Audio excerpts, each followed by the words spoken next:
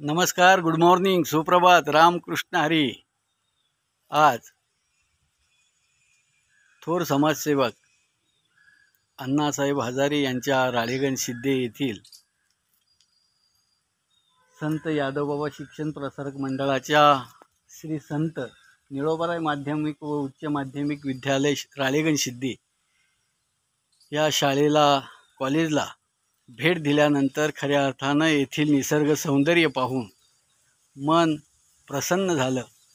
खऱ्या अर्थानं देशाची सेवा करून अण्णांनी एक सामाजिक बांधिलकी जोपासत समाजसेवेचं व्रत कशा पद्धतीने जोपासलं।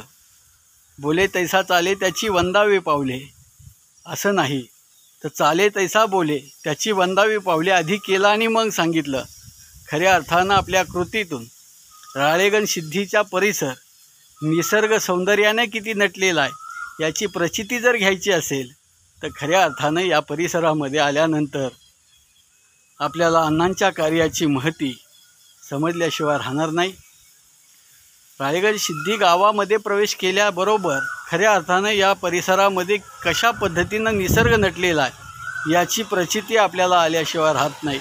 आणि म्हणून हा परिसर पाहून आपणही निसर्गाप्रती आपणही काहीतरी देणं लागतो या वृत्तीनं। कारण कोरोना व्हायरसच्या काळामध्ये आपल्याला ऑक्सिजन पैसे देऊन सुद्धा मिळत नव्हता।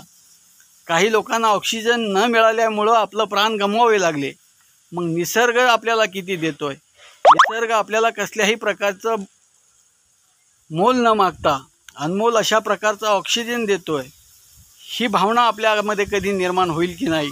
आणि म्हणून निसर्गाप्रती आपल्याला जर कृतज्ञता व्यक्त करायची असेल तर प्रत्येकाने एक जरी झाड लावण्याचा प्रयत्न केला, नुसतं झाड लावून उपयोग नाही तर त्याची जोपासना करून खऱ्या अर्थानं ते झाड जर वाढवलं तर खऱ्या अर्थानं आपणही काहीतरी चांगलं सत्कर्म केलं याचा आनंद आपल्याला मिळणार आहे। आणि म्हणून माझी आपल्या सगळ्यांना विनंती असेल की खऱ्या अर्थानं जीवन जगत असताना सामाजिक बांधिलकी जोपासण्याचं काम जर आपल्याला करायचं असेल तर निश्चितपणे अण्णा हजारे यांच्या राळेगण सिद्धी या गावाला व्हिजिट दिल्यानंतर आपणही आपल्या गावामध्ये अशाच प्रकारे निसर्ग आणि सौंदर्याला भर कशी टाकता येईल यासाठी प्रयत्न करूया। हा आदर्श राळेगण सिद्धी या गावापासून घेण्यासारखा आहे।